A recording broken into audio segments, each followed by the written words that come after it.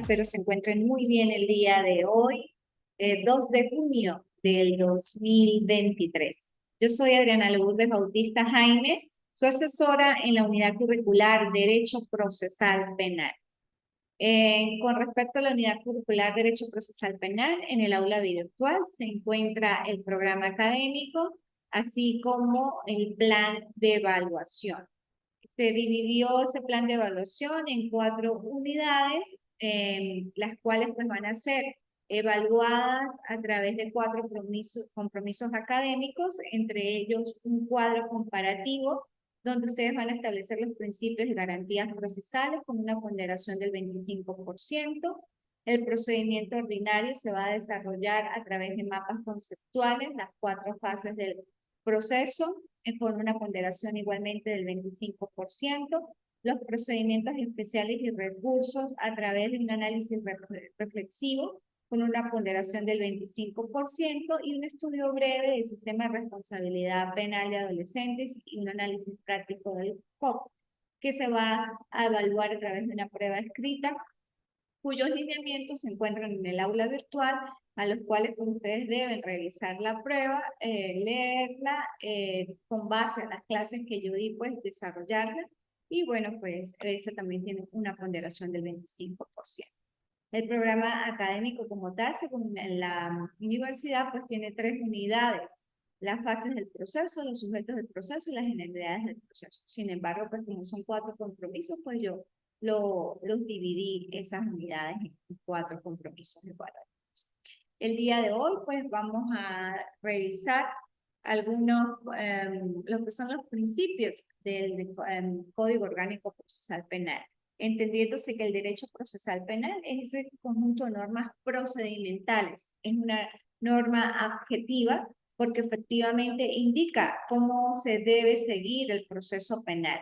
Por eso es un conjunto de normas procedimentales que en todo caso van a establecer los lineamientos a seguir en el caso que una persona, un sujeto, pues infrinja la ley penal, cómo sería el proceso que se le llevaría y cuáles serían sus principios y garantías que le asisten.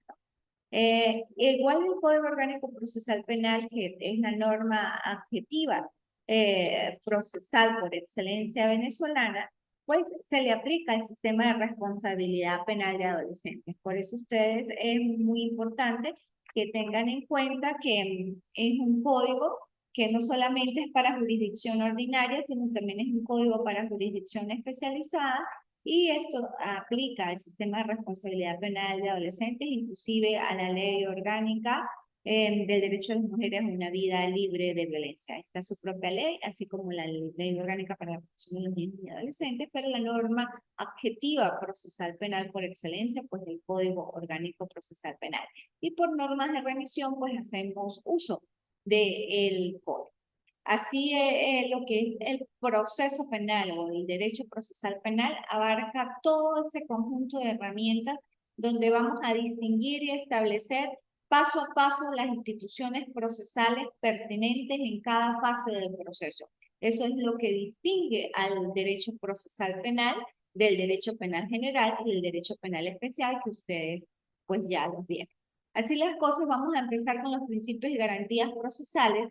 El artículo 1, juicio previo y debido proceso. Es necesario que ustedes también tengan a la mano el código orgánico para que vayamos leyendo e interactuando a medida que estableceremos o socialicemos lo que es la norma.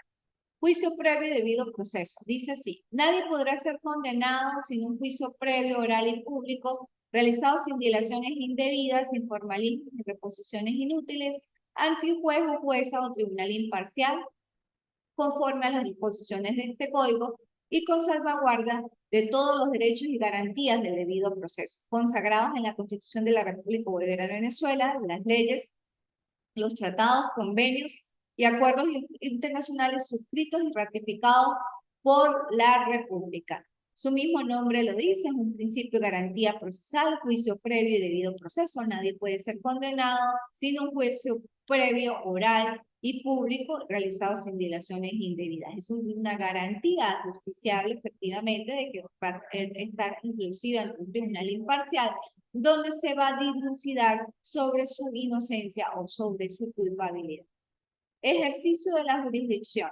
La potestad de administrar justicia penal emana de los ciudadanos y ciudadanas y se imparte en nombre de la República y por autoridad de la ley. Corresponde a los tribunales juzgar y ejecutar o hacer ejecutar lo juzgado. Ejercicio de la jurisdicción. Jurisdicción o jurisdicción viene de dos vocablos o dos palabras latinas, juris y dictio. Juris, derecho, y dictio, dicción, la facultad de decir el derecho. ¿Quiénes tienen la potestad de administrar justicia o de decir el derecho? Pues los jueces y juezas, o sea, constituidos por los tribunales. Eso emana de los ciudadanos, pero la potestad o el de la administración de justicia como tal, decir el derecho, le corresponde a los jueces y juezas de la República Bolivariana de Venezuela y por eso se dice por autoridad de la ley. Efectivamente, pues son personas iguales, o sea, seres humanos como nosotros de carne y hueso, pero que tienen esa potestad de administrar justicia y de decir el derecho. Participación ciudadana, artículo 3. En ejercicio de la democracia participativa que consagra el artículo 6 de la Constitución de la República Bolivariana de Venezuela, se garantiza la participación de todo ciudadano o ciudadana en la administración de justicia penal. Los ciudadanos y ciudadanas participarán en la administración de la justicia penal conforme a lo previsto en este código en el reglamento correspondiente. La participación ciudadana en la administración de justicia se ejerce a través de los mecanismos de control social previstos en el ordenamiento jurídico para la selección y designación de los ciudadanos jueces y juezas, magistrados y magistradas, así como la asistencia y contraloría social en los juicios orales y seguimiento para la aplicación de fórmulas alternativas a la consecución del proceso y cumplimiento de penas.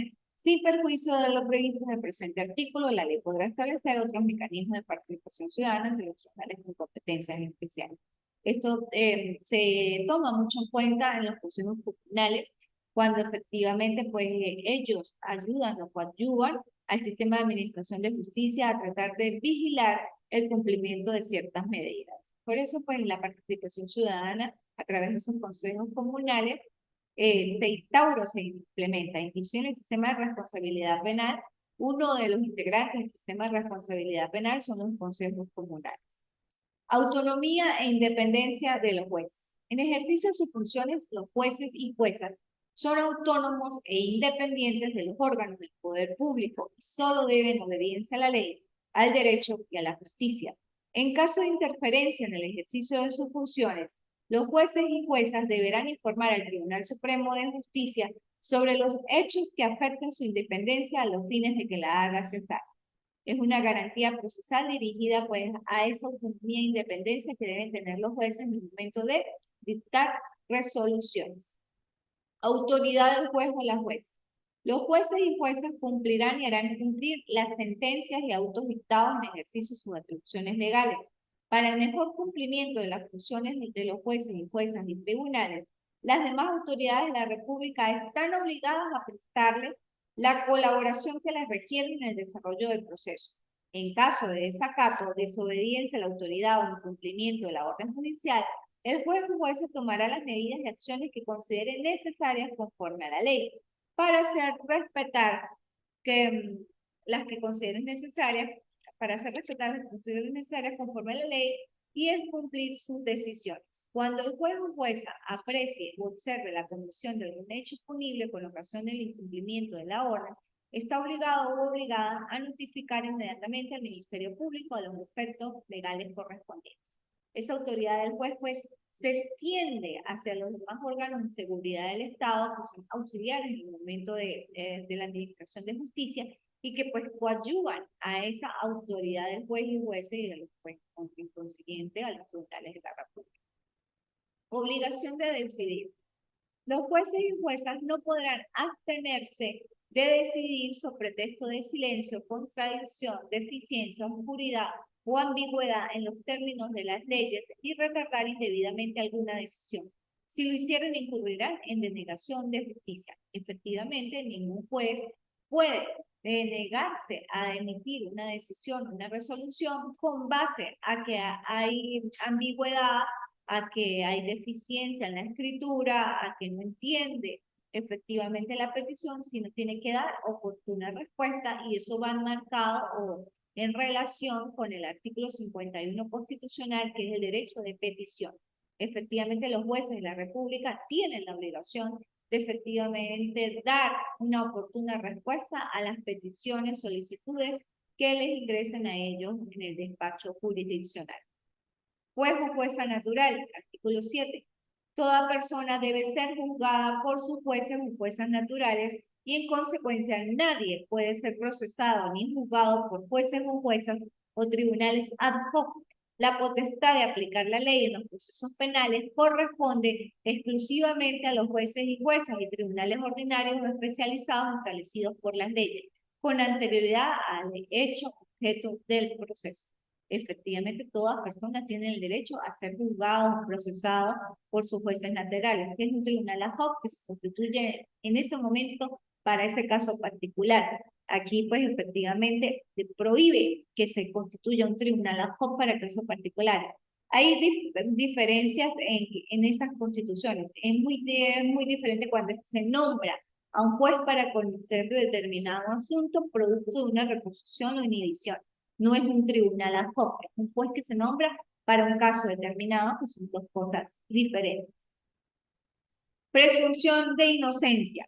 Cualquiera a quien se le impute la comisión de un hecho punible tiene derecho a que se le presuma inocente y a que se le trate como tal mientras no se establezca su culpabilidad mediante su sentencia firme.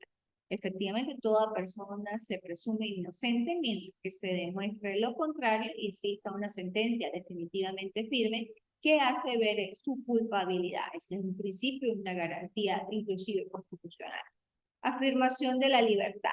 Las disposiciones de este código que autorizan preventivamente la privación o restricción de la libertad o de otros derechos del imputado o imputada a su ejercicio tienen carácter excepcional. Solo podrán ser interpretadas restrictivamente y su aplicación debe ser proporcional a la pena o medida de seguridad que puede ser impuesta. Las únicas medidas preventivas en contra del imputado son las que este código autoriza conforme a la Constitución de la República Bolivariana de Venezuela. La afirmación de libertad es una garantía y un principio procesal macro. O sea, la generalidad es que el proceso que se lleva en contra de un imputado sea en libertad, o sea, que el imputado permanezca en libertad. La excepción es la privación. Sin embargo, existen otras medidas que pueden restringir la libertad bajo formas de condicionamiento. Por decir, las medidas de coerción personal se dividen en menos gravosas o más gravosas, son medidas cautelares sustitutivas, que son medidas de coerción personal, y medidas cautelares sustitutivas a la privación de libertad.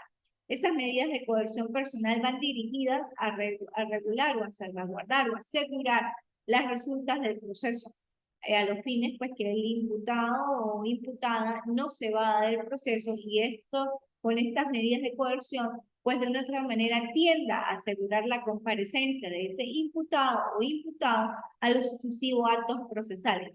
Por eso es que muchas veces pues se aplica la excepcionalidad de la afirmación de la libertad y se restringe o se condiciona la libertad bajo ciertos parámetros o se priva totalmente dependiendo del ilícito penal cometido. Respecto a la dignidad humana, artículo 10, el proceso penal, toda persona debe ser tratada con el debido respeto a la dignidad inherente al ser humano, con protección de los derechos que de ella derivan, y podrá exigir a la autoridad que le requiere su comparecencia el derecho de estar acompañado de un abogado de su confianza.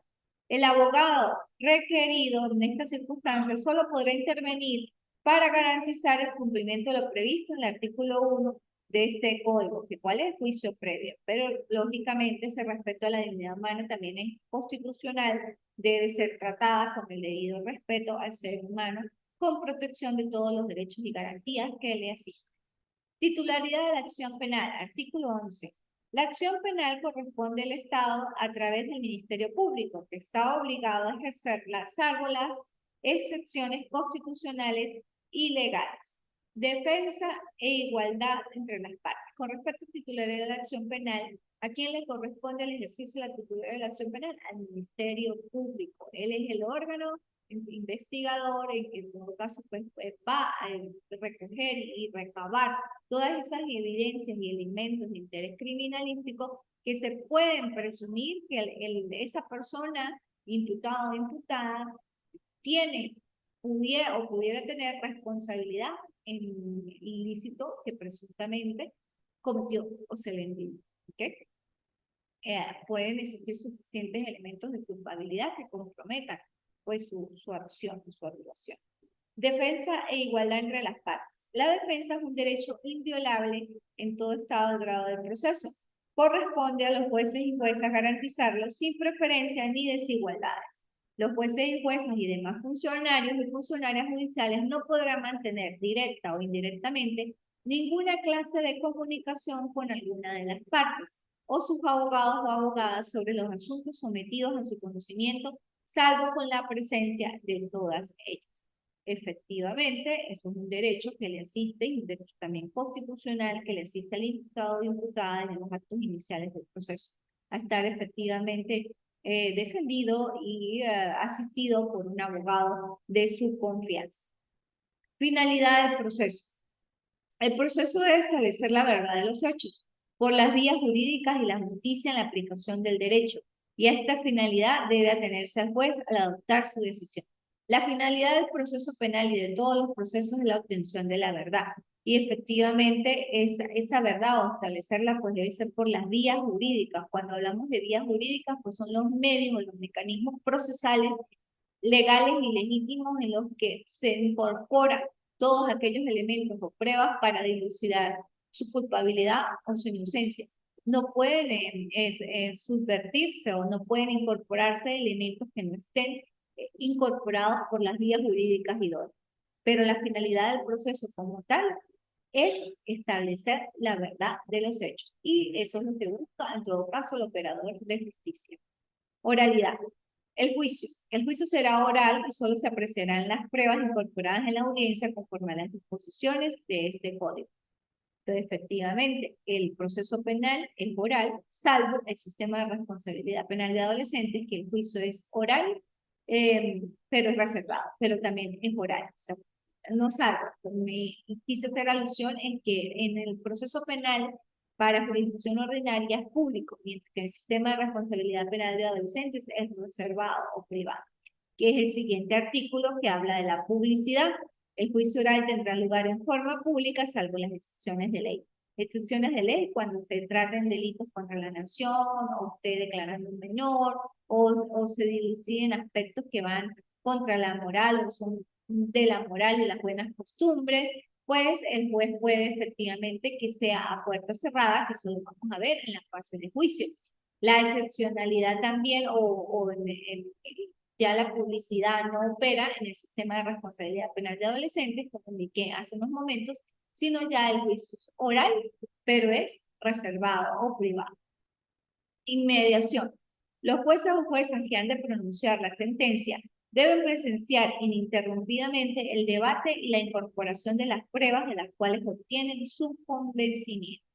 Efectivamente, deben presenciar los jueces desde el comienzo, desde el inicio del juicio hasta el final, salvo ciertas excepciones. Pero la garantía o el deber ser es que exista inmediación de manera ininterrumpida desde el inicio hasta el final.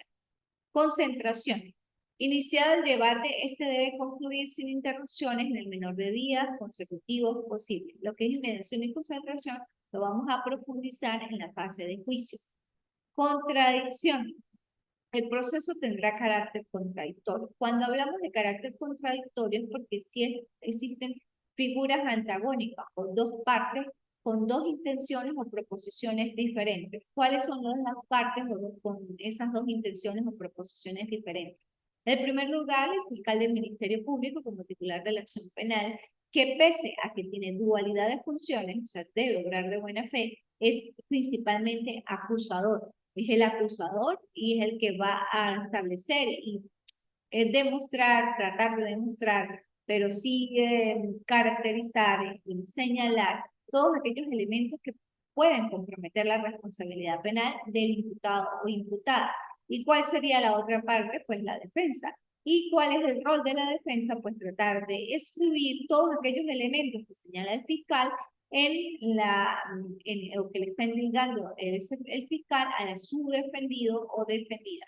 Por eso son dos partes con intereses, con opiniones y criterios totalmente distintos. Uno defiende y uno acusa. Sin embargo, no hay que perder de vista que el titular de la acción penal es parte de buena fe y también en el transcurso del proceso, si observa que aquellos elementos no incriminan de manera directa o no existen suficientemente pruebas o pues sí, faltan elementos de convicción, pues pudiera pedir una absolución, pedir un sobreseimiento, un archivo fiscal, dependiendo inclusive de la fase y dependiendo de lo que se observe en el transcurso del proceso. Control de la constitucionalidad, 19 artículo. Corresponde a los jueces y juezas velar por la incuidabilidad de la Constitución de la República Bolivariana de Venezuela. Cuando la ley cuya aplicación se pida colidiere con ella, los tribunales deberán atenerse a la norma constitucional. Eso es el llamado control difuso y control concentrado de la Constitución. ¿Quién ejerce el control difuso? Los jueces de la República, que efectivamente al observar que existe un choque entre una norma procedimental y una norma constitucional, tienen que desaplicar la norma procedimental y aplicar la norma constitucional, lógicamente, con algunos aspectos, entre ellos, pues deben establecer y deben emitir una minuta por qué están desaplicando esa norma procedimental, por qué está, según ellos, colida con la Constitución y enviarla a la Sala Constitucional, que es la que ejerce el control concentrado de la Constitución y es la encargada de velar por efectivamente la aplicación total de la Constitución como garantía o como garante de esa Constitución, nuestra hermosa Constitución. Persecución. Artículo 20. Nadie debe ser perseguido o perseguida penalmente más de una vez por el mismo hecho. Será admisible una nueva persecución penal cuando la primera fue intentada en un tribunal incompetente que por ese motivo concluyó el procedimiento y cuando la primera fue desestimada por defectos en su promoción o ejercicio. Única persecución. Nadie puede ser perseguido o perseguida penalmente más de una vez por el mismo hecho y solo será admisible cuando efectivamente fue intentada por un tribunal incompetente o cuando la primera fue desestimada por defectos en su promoción o ejercicio. Son las únicas excepciones. Cosa juzgada. Concluido el juicio por sentencia firme, no podrá ser reabierto, excepto en el caso de revisión conforme a lo previsto en este código.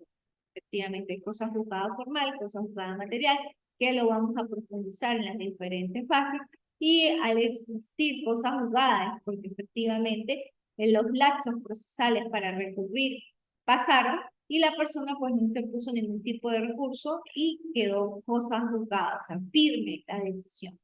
Apreciación de las pruebas. Las pruebas se apreciarán por el tribunal según la sana crítica, observando las reglas de la lógica, los conocimientos científicos y las máximas de experiencia.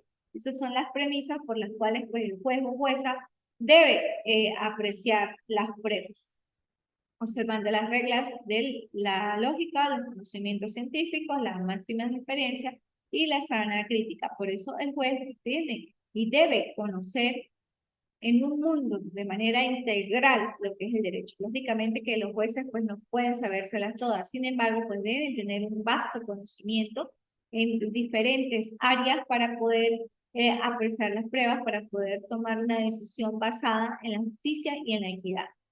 Protección de las víctimas. Las víctimas de hechos punibles tienen el derecho de acceder a los órganos de administración de justicia penal de forma gratuita, expedita, sin dilaciones indebidas o formalismos inútiles, sin menoscabo de los derechos de los imputados o imputados o acusados o acusadas. La protección de la víctima y la reparación del daño a la que tengan derecho serán también objetivos del proceso penal. Los funcionarios o funcionarias que no procesen las denuncias de las víctimas de forma oportuna y diligente y que de cualquier forma afecte su derecho de acceso a la justicia serán sancionados conforme al ordenamiento jurídico. Esto también es una garantía procesal del derecho de proteger a las víctimas de cualquier pues, abuso o inclusive amenaza que pueda existir en el transcurso del proceso penal. Bueno, luego seguimos con el libro primero, título 1, el ejercicio de la acción penal, Y pues aquí voy a ser un poco rápida porque pues esto también lo vamos a ahondar a medida que vayamos profundizando en cada fase del proceso. La acción penal deberá ser ejercida de oficio por el Ministerio Público, salvo las excepciones establecidas en la Constitución de la República Bolivariana de Venezuela.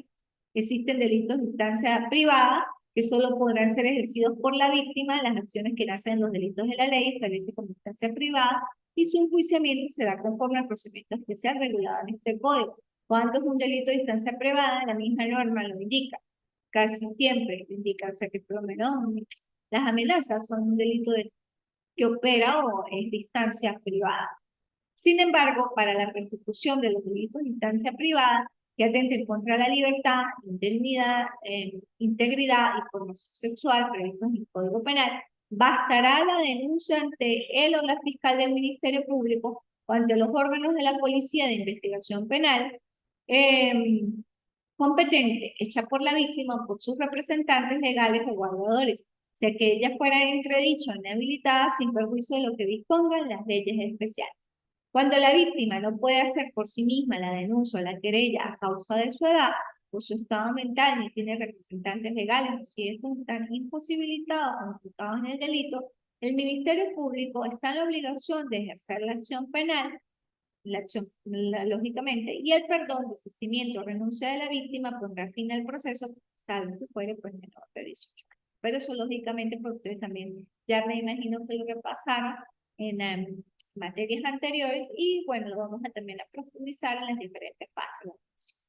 Cuando hagamos inclusive la práctica de los casos, cuando ustedes estén en la unidad 4, que es una prueba más de práctica, pues ustedes tienen que hacer uso de todo ese conocimiento para realizar si es un delito de instancia privada, si opera un delito sexual, si es menor de 18 años, qué ley opera allí, si es una ley orgánica, ley especial, o el Código Penal para poder tipificar el hecho y demás.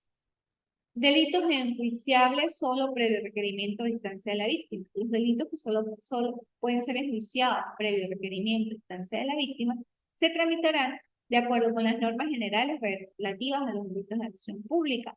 La parte podrá existir relación propuesta en cualquier estado del proceso entre el caso que entenderá la respectiva acción penal, pero en los delitos, pues lógicamente de instancia privada. Renuncia de la acción penal. La acción penal en delitos de instancia privada se extingue por la renuncia de la víctima. La renuncia de la acción penal solo afecta al renunciante. Por lo menos también en otro delito de instancia privada son los daños. Si la víctima ya no quiere pues, hacer más nada, desiste de la denuncia inclusive y pues ya se extingue la acción penal. De los obstáculos del ejercicio de la acción. Excepción. Este artículo es muy importante porque en el momento que ustedes ejerzan o en cualquier rol que estén en el sistema de administración de justicia, todas estas excepciones pueden establecerse y se establecen en las diferentes fases. Y pues dan vida, o sea, inclusive desde la fase preparatoria hasta la fase intermedia, y bueno, también se puede inclusive en la fase de juicio. Lógicamente que también puede operar en la fase de ejecución, dependiendo pues de la etapa, o sea, como tal, sí, el piso donde esté y de la institución procesal aplicable y en todo caso también del delito cometido. Entonces, puede pasar en las diferentes fases del proceso, pero casi siempre pues se ponen antes de la celebración de la audiencia preliminar, en la mayoría de los casos. Ajá, dice, y durante, inclusive por eso durante la fase preparatoria, porque son la fase de investigación. Durante la fase preparatoria, ante el juez o jueza de control y en las demás fases del proceso, por eso todas, ante el tribunal competente, en las oportunidades previstas, las partes podrán oponerse a la persecución penal mediante las siguientes excepciones de previo y especial pronunciamiento. O sea, cada excepción opera en las diferentes fases, pero es de acuerdo al caso particular. Por eso me dice, en la fase preparatoria y en las diferentes fases del proceso. La existencia de la cuestión prejudicial prevista en el artículo 36 de este código, que ya lo vamos a ver, la falta de jurisdicción, la incompetencia del tribunal, la acción promovida ilegalmente que solo podrá ser declarada por las siguientes causas: cosa juzgada, nueva persecución contra el imputado o imputada, cuando la denuncia, la querella de la víctima o la acusación fiscal, la acusación particular propia de la víctima o su acusación se basan en hechos que no revisten carácter penal, la prohibición legal de intentar la acción propuesta, el incumplimiento de los requisitos de procedibilidad para intentar la acción, la falta de capacidad del imputado o imputada, la caducidad de la acción penal, la falta de requisitos esenciales para intentar la acusación fiscal, la acusación particular propia de la víctima o la acusación privada, siempre y cuando estas no puedan ser corregidos o no hayan sido corregidos en la oportunidad establecida. En la extinción de la acción penal, el indulto, sin que ocurran dos o más excepciones, deberán plantearse conjuntamente. Luego tenemos pues esas excepciones, como digo, operan en cualquier fase del proceso, tienen algunas formalidades como tal, casi siempre pues se dilucidan o se establecen en primer lugar por escrito y luego deben ser sustentadas de manera oral. El artículo 29 me habla del indulto, de los efectos del indulto, y la amnistía dice decretado el indulto o verificados por el juez o jueza los supuestos de la amnistía en cualquier estado de grado del proceso del cumplimiento de la pena, se extinguirá la acción penal o la pena y cesará cualquier medida de coerción personal. El indulto produce la libertad inmediata del privado de libertad si fuera el caso. Ahora bien, con la reforma del Código Orgánico Procesal Penal, uno de los artículos reformados fue el artículo 30. Recuerden que hay una reforma cercana que fue en septiembre del 2021. Tienen que utilizar la norma vigente. Dice así, trámite de las excepciones durante la fase preparatoria. Las excepciones interpuestas durante la fase preparatoria se tramitarán en forma de incidencia, sin interrumpir la investigación, y serán propuestas por escrito debidamente fundadas ante el juez o jueza de control, ofreciendo las pruebas que justifiquen los hechos en que se basan y acompañando la documentación correspondiente con expresa indicación de los datos de identificación y dirección u ubicación de las otras partes. Por eso las excepciones durante la fase preparatoria se tramitarán por incidencia, sin interrumpir la investigación, y serán propuestas lógicamente ante el juez de control, que está pues dilucidando y se sigue o se mantiene todavía la fase de investigación. Planteada esa excepción, el juez o jueza notificará a las otras partes para que entre los 5 días siguientes a su notificación contesten y ofrezcan pruebas. La víctima será considerada parte a los efectos de la incidencia, aun cuando no se haya querellado o se discuta su admisión como querellante. Si la excepción es de mero derecho, el juez o juez sin más trámite dictará resolución motivada entre los 3 días siguientes al vencimiento del plazo de 5 días. De igual forma, procederá en caso de no haberse ofrecido pruebas. Por eso indiqué que desde la fase preparatoria, pues, tiene el imputado la posibilidad de oponer las excepciones a que considere necesarias. Igualmente, pues en la parte ya final de ese artículo dice que en caso de haberse promovido pruebas, el juez o jueza, si la cuestión no es de mero derecho, convocará a todas las partes sin necesidad de notificación previa a una audiencia oral, que se celebrará dentro de los 8 días siguientes a la publicación del auto respectivo.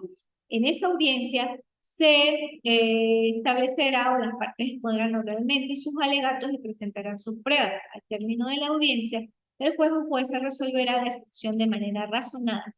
La resolución que se dicte es apelable por las partes entre los 5 días siguientes a la celebración de la audiencia. El rechazo de las excepciones impedirá que sean planteadas nuevamente durante la fase intermedia por los mismos motivos. Una vez inadmisibles, las excepciones que fueron opuestas en la fase preparatoria no pueden ser opuestas nuevamente las mismas porque pues son ya inadmisibles. El juez pues debe resolver de manera razonada todas estas excepciones y pues lógicamente al resolverlas en un autointerlocutorio, una decisión interlocutoria.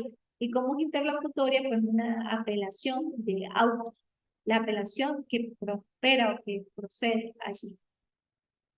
Trámite de las incidencias durante la fase intermedia. Durante la fase intermedia, las decisiones serán opuestas en la forma y oportunidad establecida en el artículo 311, que es en el momento de la audiencia preliminar, y serán decididas conforme a lo allí previsto. Las decisiones no interpuestas durante la fase preparatoria podrán ser planteadas efectivamente durante la fase intermedia.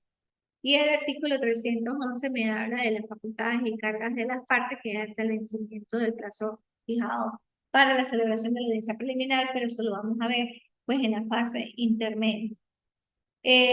Durante la fase de juicio pues también se pueden oponer excepciones dependiendo de la incompetencia del tribunal, si hay extinción de la acción penal, las que hayan sido declaradas sin lugar por los jueces de control al término de la audiencia preliminar, sin lugar, no inadmisible.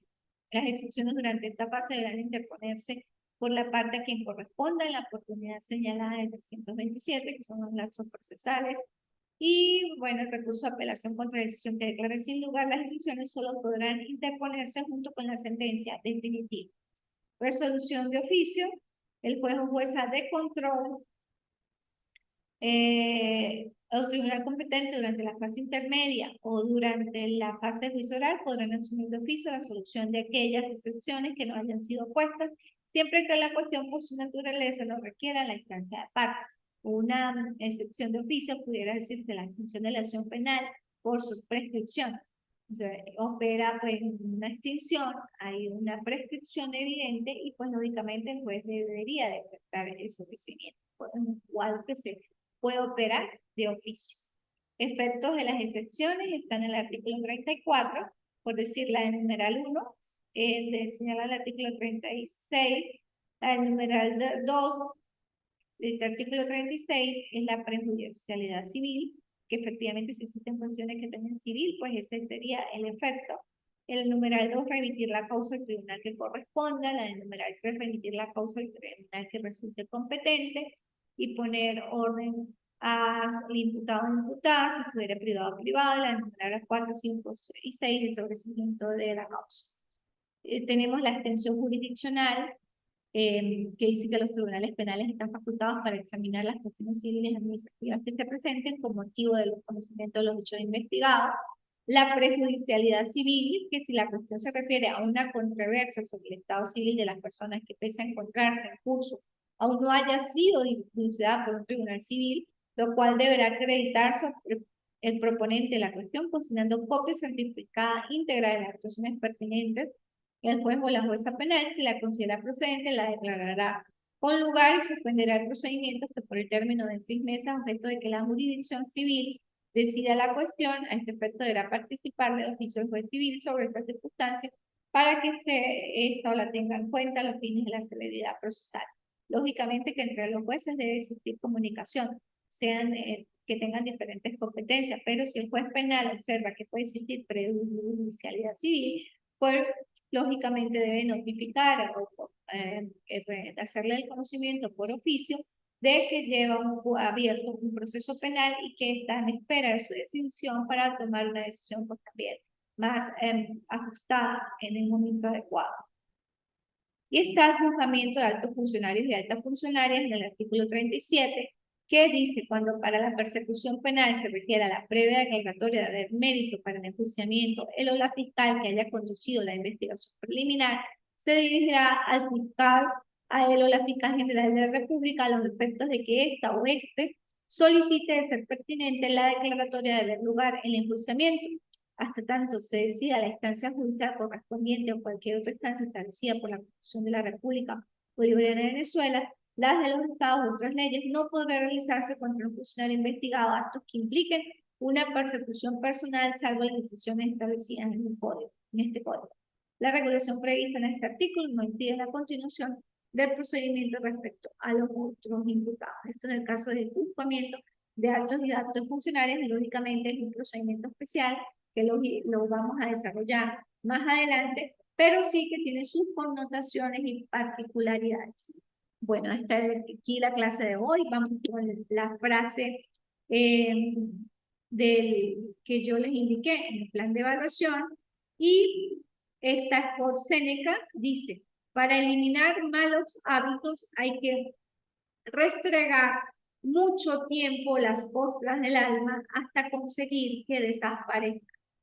Para eliminar malos hábitos hay que restregar mucho tiempo las costras del alma hasta conseguir que desaparezcan. Para eliminar malos hábitos hay que restregar mucho tiempo las costras del alma hasta conseguir que desaparezcan. Esto lo dijo Séneca. Y esto es para la actividad 1. Y la frase para la actividad 2 Dice, lo verdaderamente admirable es que alguien se eleve allí donde todo se deprime y que permanezca firme allí todos donde se derrumba. Lo verdaderamente admirable es que alguien se eleve allí donde todo se deprime y que permanezca firme allí donde todo se derrumba. Lo verdaderamente admirable es que alguien se eleve allí donde todo se deprime y que permanezca firme allí donde todo se derrumba. Eso también lo dijo Séneca. Esa es la frase para la actividad 2. Bueno, es un placer haber estado con ustedes. Nos vemos en el próximo encuentro, que probablemente será en primera o segunda semana de julio. Y estoy a la orden y presta ante cualquier inquietud o novedad. Muchas gracias, feliz día y hasta la próxima. Chao.